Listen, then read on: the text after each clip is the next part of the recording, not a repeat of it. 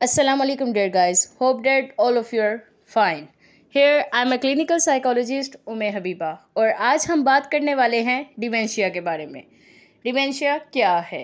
Dementia कोई ऐसी आर्जी बीमारी नहीं है जो हर बूढ़े को हो जाए या हर बूढ़े होने वाले शख्स को लाहक हो जाए। मुख्तलिफ बीमारियां इसकी वजह बनती है। जैसे हम फर्स्टली बात करें, ये है चीज़ क्या?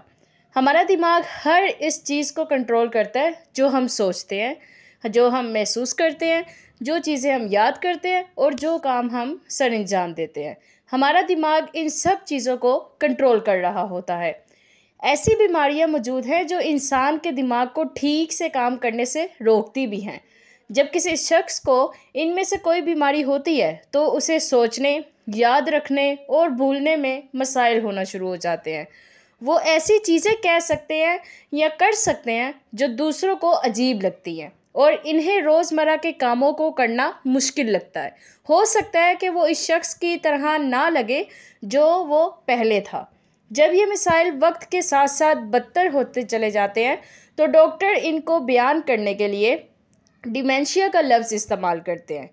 ऐसा नहीं है कि डिमेंशिया हर किसी को उम्र बढ़ने के साथ साथ ही होता है। ये मुख्तलिफ बीमारियों की वजह से होता है और ये बीमारियां दिमाग के मुख्तलिफ हिस्सों को भी मुतासिर करती हैं। इसलिए ये लोगों को मुख्तलिफ तरीक़ों से भी जो है मुतासिर करती हैं। डिमेंशिया से मुतासिर होता क्या है? डिमेंशिया किसी को भी मुतासिर कर सकता है। जैसा कि हम में से अक्सर अफराद चीज़ें वक्तन फ़वक्तन भूल जाते हैं। जैसे कि हमने अपनी चाबियां कहाँ रखी थी, इसका ये मतलब नहीं है कि हमें डिमेंशिया है। जब किसी को डिमेंशिया होता है तो अलामात आहिस्ता आहिस्ता बदतर होती चली जाती हैं, यहाँ तक कि ये रोज़मर्रा की ज़िंदगी को भी मुश्किल जो है वो बना देती है।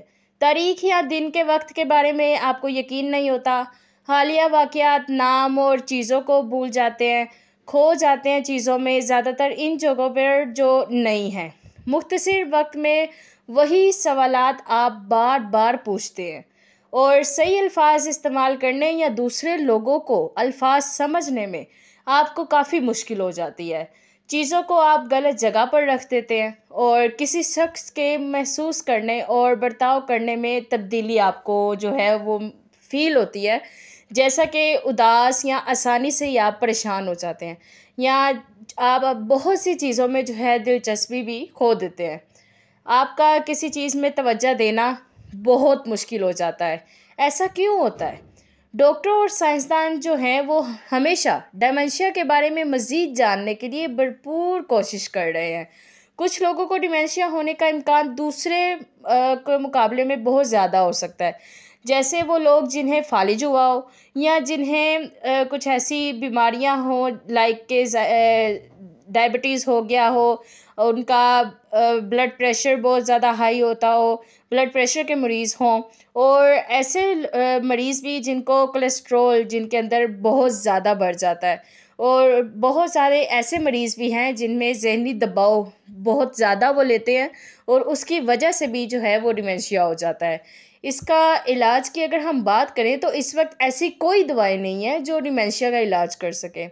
एक बार जब किसी शख्स को डिमेंशिया हो जाता है तो वो इससे ताहयात रहेगा, बल्कि इसकी हालत वक्त के साथ साथ बदतर होती चली जाती है। कुछ दवाएं ऐसी हैं जो रोज़मर्रा की ज़िंदगी को कदरे आसान बनाकर थोड़ी अरसे के लिए मदद कर सकती हैं। ऐसे सरगर्मियाँ भी हो सकती हैं जिसमें लोग हिस्सा ले सकते हैं ताकि वो अपनी अलामात के साथ बेहतर ज़िंदगी गुजार सकें। आपको डॉक्टर या आपका थेरेपिस्ट या आपका साइकोलॉजिस्ट वो इस बारे में आपको अच्छी तरह जो है वो गाइड कर सकता है।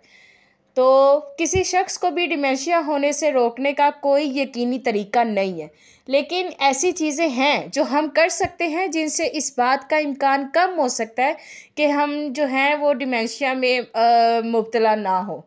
जैसा कि अगर आप काफ़ी मिकदार में फलों और सब्ज़ियों पर भरपूर मतवाज़न जो है वो ग़िज़ा खाएं और अपने डॉक्टर से आप दिल की सेहत को जांच करवाएं, बाशमूल लाइक कि आपका ब्लड प्रेशर या आपकी बॉडी में कोलेस्ट्रॉल लेवल अगर वो बहुत ज़्यादा है तो वो आप डॉक्टर से बात करें और उनके दिए गए मशवरे पर जो है वो आप अमल भी करें।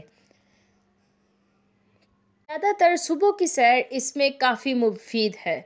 ज़्यादा से ज़्यादा फिज़िकल एक्सरसाइज करने से आपकी जो है मेंटल हेल्थ भी बहुत ज़्यादा बेहतर रहती है। वक्त पर खाना खाएं, वक्त पर जागें, वक्त पर सोएं, ताकि आपकी बॉडी और आपका माइंड एक जैसा और बेहतर से बेहतर काम कर सके। It's all about today. उम्मीद है आपको डिमेंशिया के बारे में काफ़ी कुछ पता लग चुका होगा। प्रिवेंटिव मेजर्स को भी आप ज़रूर इस्तेमाल करेंगे। आज के लिए इतना ही। मिलेंगे नेक्स्ट वीडियो में एक न्यू टॉपिक के साथ। तब तक के लिए अल्लाह हाफिज़।